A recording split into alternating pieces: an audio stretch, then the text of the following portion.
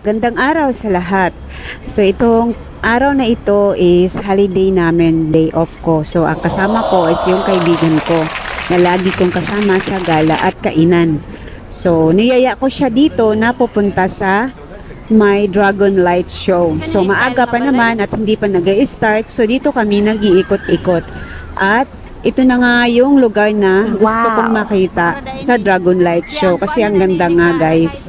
So mga kamodra at mga kakonyang, may nakita din kami ditong prison yard. So ayun yun, sabi ng kaibigan ko, pupunta daw kami dyan sa loob, papasok kung ano nga yung prison yard na yan.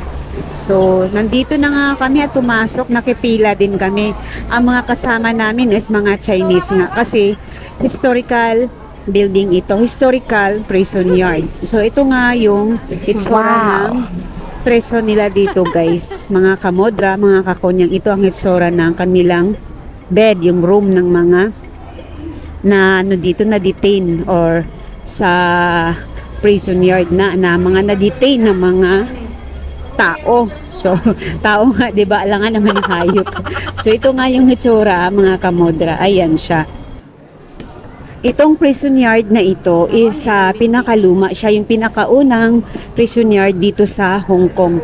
British, ano pa sila nito, sako pa ng mga British. So ngayon, ayan yung mga historical, binalik-balik na lang nila yung mga story ng mga taong na-detain dito. Kung ano yung mga nandito sa loob.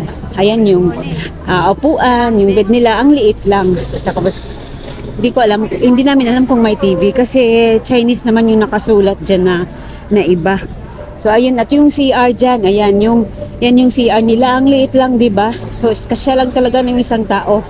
So ayan, at pa-exit na kami mga kamodra, mga kakonyang.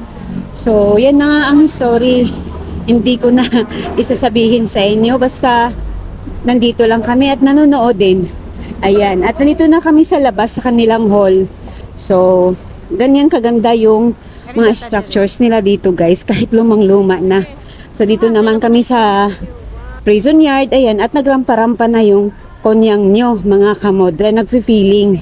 So sabi naman kasi ng kaibigan ko, bidyohan kita, at sabi ko rin naman, sige bibidyohan mo ako, magrarampa ako. So yun lang mga kamodra at kakonyang ang aming gala for today. Thank you for watching. God bless.